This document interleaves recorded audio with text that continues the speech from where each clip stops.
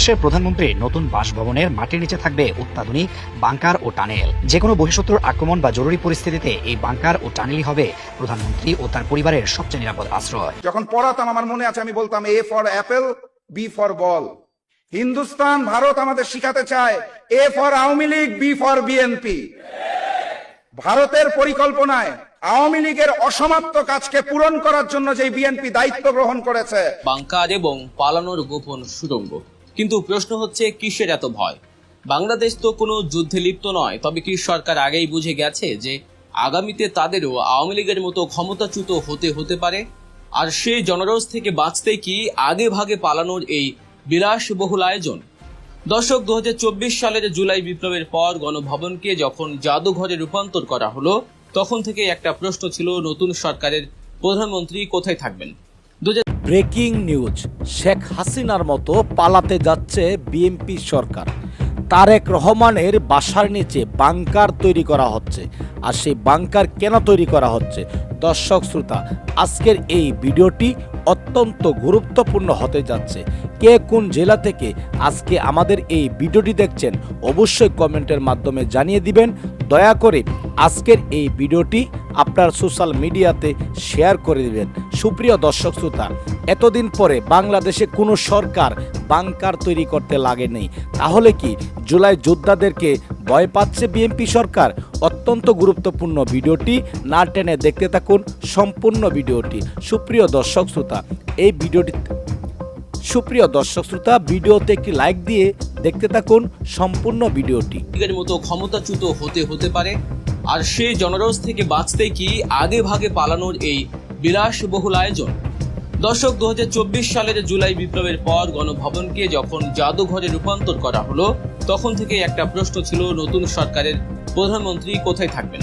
2026 সালের নির্বাচনের পর বর্তমান প্রধানমন্ত্রী তারেক রহমানের জন্য যখন নতুন বাসভবন নির্মাণের উদ্যোগ নেওয়া হলো, তখন পর্যন্ত সবকিছুই ঠিক ছিল। রাষ্ট্রপ্রধানের জন্য একটি আধুনিক বাসভবন থাকবে, এটাই স্বাভাবিক। কিন্তু বিপত্তি বাধ্য এবং বিশাল এক রহস্যের জন্ম হলো তখন, যখন জানা গেল এই বাসভবনের মূল আকর্ষণ হতে যাচ্ছে মাটির নিচে তৈরি করা অত্যাধুনিক বোমাপ্রুফ বাংকার এবং জরুরি মুহূর্তে পালানোর জন্য গোপন সুড়ঙ্গ বা টানেল। রাজধানীর একেবারে বুকের ভেতর তৈরি হতে যাওয়া এই বাসভবনের গ্রাফিক্যাল নকশা ইতিমধ্যেই তুমুল কৌতূহলের জন্ম দিয়েছে। নকশায় দেখা যাচ্ছে উন্নত বিশ্বের পরাশক্তি দেশের রাষ্ট্রপ্রধানরা যেভাবে নিজেদের নিরাপত্তা বলয় তৈরি করেন, ঠিক সেই ধাঁচেই তৈরি হচ্ছে এই ভবন। কিন্তু দেশের মানুষের মনে এখন একটাই বিশাল প্রশ্নবোধক চিহ্ন, হঠাৎ কেন এই বাংকার? বহির্বিশ্বের আক্রমণ নাকি দেশীয় অভ্যুত্থান? কোনটি থেকে বাঁচতে এই আয়োজন? বিষয়টির গভীরে যেতে হলে আমাদের ফিরে তাকাতে হবে বিগত 24 সালের 5 আগস্টের সেই ঐতিহাসিক দিনের দিকে। শেখ হাসিনার পতনের দিন তিনি যদি হেলিকপ্টারে করে দেশ ছেড়ে না পালাতেন তবে কি হতো? গণভবনেই কিন্তু সেভাবে লুকিয়ে থাকার বা আত্মরক্ষার কোনো অত্যাধুনিক ব্যবস্থা ছিল না। সেদিন যদি জনতা তাকে গণভবনে পেয়ে যেত, তবে পরিস্থিতি কতটা ভয়াবহ হতে পারত তা আর বলার অপেক্ষা রাখে না। শেখ হাসিনা পালিয়ে যাওয়ার পর পরবর্তীতে যারা ক্ষমতায় আসবেন বা এসেছেন, তারা খুব ভালো করেই জানেন যে ভবিষ্যতে দেশে কোনো অস্থিতিশীল পরিবেশ তৈরি হলে বা জনরোষের সৃষ্টি হলে আকাশ পথে বা সাধারণ রাস্তায় পালানোর পথ আর এতটা সহজ হবে না। আর ঠিক এই মনস্তাত্ত্বিক ভয় বা অতীত ইতিহাস থেকে শিক্ষা নিয়েই কি নতুন বাসভবনে বাংকার এবং সুড়ঙ্গ রাখার বিষয়টি উঠে আসছে? গণপূর্ত অধিদপ্তরের কর্মকর্তারা অবশ্য বিষয়টিকে ভিন্নভাবে ব্যাখ্যা করার চেষ্টা করেছেন। তারা বলছেন, বহির্বিশ্বের কোনো দেশের বোমারু বিমানের হামলা থেকে প্রধানমন্ত্রীকে সুরক্ষিত রাখতেই নাকি এই অত্যাধুনিক বাংকারের আয়োজন। কিন্তু দর্শক, একটু লজিক্যালি চিন্তা করুন, বাংলাদেশের আকাশে বিদেশি বোমারু বিমানের আনাগোনা হওয়ার সম্ভাবনা কি আদৌ আছে? বাংলাদেশের সাথে বর্তমানে কোনো প্রতিবেশী বা বাইরের দেশের এমন কোনো যুদ্ধ অবস্থা বা চরম বৈরী সম্পর্ক নেই যার কারণে তারা বিমান হামলা চালাবে। অনেকেই হয়তো ভারতের কথা টানতে পারেন।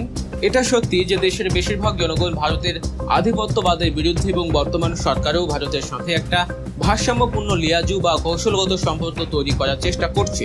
কিন্তু ভারত কি কখনো বাংলাদেশে সামরিক হামলা চালাবে? ভূ রাজনৈতিক বিশ্লেষকরা বলছেন কখনোই না। কারণ ভারত যদি বাংলাদেশে আগ্রাসন চালায় তবে সবচেয়ে বেশি ক্ষতির মুখে পড়বে খোদ ভারতই। তাদের চিকেন নেক বা শিলিগুড়ি করিডর নিয়ে এমনিতেই চরম দুর্বলতা ও বৈশ্বিক চাপ রয়েছে। তাছাড়া দক্ষিণ এশিয়ায় ভারত এমনিতেই কোণঠাসা। নেপাল এখন ভারতকে পাত্তা দেয় না, শ্রীলঙ্কা তাদের কথা শুনছে না, আর মালদ্বীপ তো প্রকাশ্যেই ভারতীয় সেনাদের নিজেদের দেশ থেকে বের করে দিয়েছে। প্রতিবেশীদের সাথে ভারতের এই নাজুক সম্পর্কের মধ্যে বাংলাদেশের উপর সরাসরি সামরিক আগ্রাসন চালানো হবে চরম বোকামি। ভারত বড় জোর রাজনৈতিকভাবে বা গোয়েন্দা তথ্যের মাধ্যমে প্রভাব বিস্তারের চেষ্টা করতে পারে, কিন্তু বোমা মারতে আসবে না। দর্শক, এই চমকপ্রদ রাজনৈতিক বিশ্লেষণের আরো গভীরে যাওয়ার আগে আপনাদের একটি ছোট্ট অনুরোধ।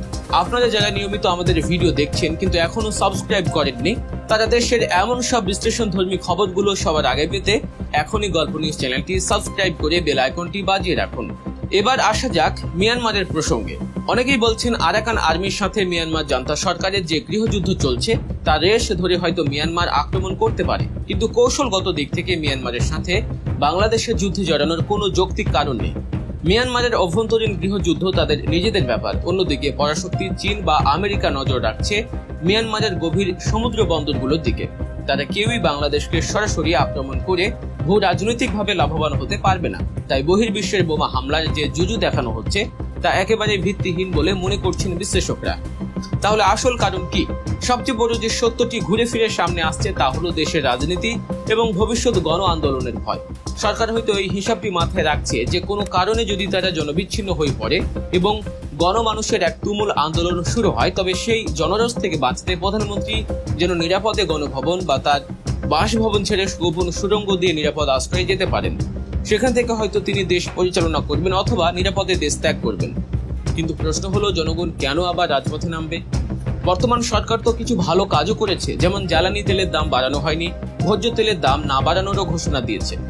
এইসব পদক্ষেপে জনগণ সরকারের প্রতি যথেষ্ট ভালোবাসাও দেখাচ্ছে। কিন্তু জুলাই বিপ্লবের পর মানুষ যে রাষ্ট্র সংস্কারের স্বপ্ন দেখেছিল, সেই সংস্কারের অনেক গুরুত্বপূর্ণ বিষয় এখনো বাস্তবায়িত হয়নি।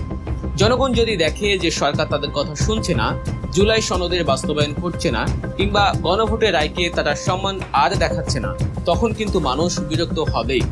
তাহলে কি সরকার অবচেতন মনেই ধরে নিচ্ছে যে তারা ভবিষ্যতে জনগণের স্বার্থ বিরোধী কোনো কাজ করতে বাধ্য হবে এবং তার ফলে জনগণ গণ আন্দোলন করে তাদের ক্ষমতাচ্যুত করবে?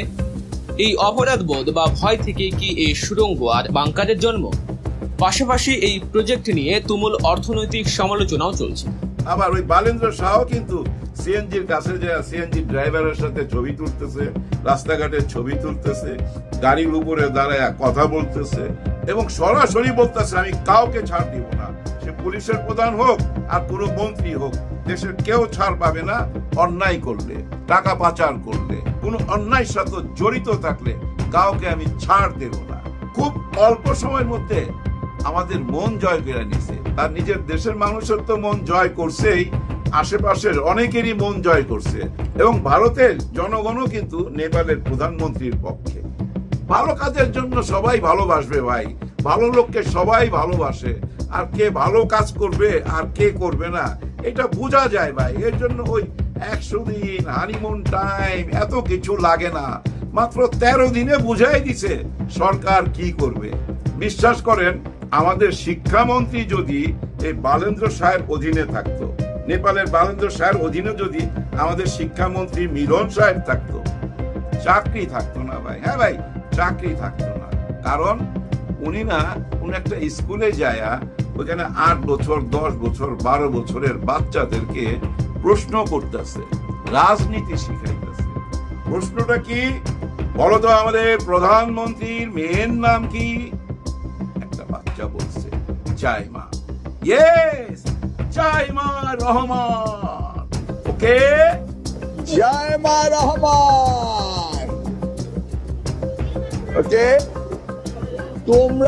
তোমরা রাজনীতি করবা জাইমা রহমানের সাথে, তাই না?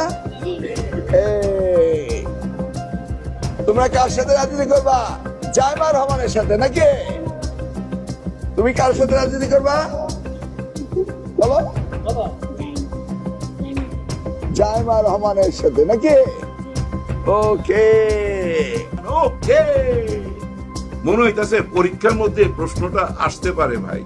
এবং উনি শিক্ষামন্ত্রী হইয়া 10-12 বছরের বাচ্চাদেরকে, ওইখানে ভাই আমি 8 বছরের বাচ্চাও দেখছি, আমার যেটুক মনে হয়, তাদেরকে বলতেছে তোমাদেরকে রাজনীতি করতে হবে জাইমা রহমানের সাথে, শিখাইতেছে রাজ পরিবারের সাথে রাজনীতি করতে হবে। এটাই মাথার মধ্যে ঢুকাই দিতেছে। কিন্তু মনে রাখেন, আমি যদি ভাই ওখানে থাকতাম আমি বলতাম আরেকটা প্রশ্ন করেন, কাদের বাচ্চারা গাড়ির পিছনে পিছনে দৌড়াবে? ওই প্রশ্নটা করেন যে কাদের সন্তানরা গাড়ির পিছনে পিছনে দৌড়াবে। হ্যাঁ, ওই প্রশ্ন করা উচিত না? তখন বাচ্চারা কি লিখতো উত্তরে? গরিবের পোলাপানরা গাড়ির পিছনে পিছনে দৌড়াবে, আর রাজবংশের যারা তারা রাজনীতি করবে। এরকম হয়ে গেল না ব্যাপারটা? এটা কোনো কাজ করলেন মিলন সাহেব? দেখেন পুরা ভাইরাল হয়ে গেছে, সবাই এটা নিয়ে আলোচনা করতেছে। এইটা কি রে ভাই? অতীতের দিকে একটুখানি তাকান। শেখ হাসিনার পরিবার নিয়ে কত কথা হইতো, বই পুস্তকে তাদের নাম লেখা হইতো, রাসেলকে নিয়ে রচনা লিখতে বলতো, শেখ রেহানার পরিবার নিয়ে রচনা লিখতে বলতো।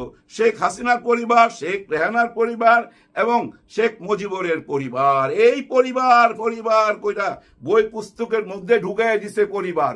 সেই পরিবারটাই না বাইর করতে পারতাছি না আমরা।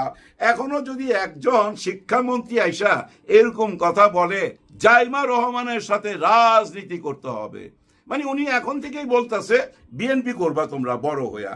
অর্থাৎ ওই আগের যুগ রয়ে গেছে ভাই, রাজা আর প্রজা, প্রজা প্রজাই থাকবে, রাজা রাজাই থাকবে। কোন সিনেমা যিনি একটা ডায়লগ দেখছিলাম, রাজা রাজাই রহেগা, প্রজা প্রজাই রহেগা, এরকম হবে, ভুলে গেছি। যাই হোক, এবার আসি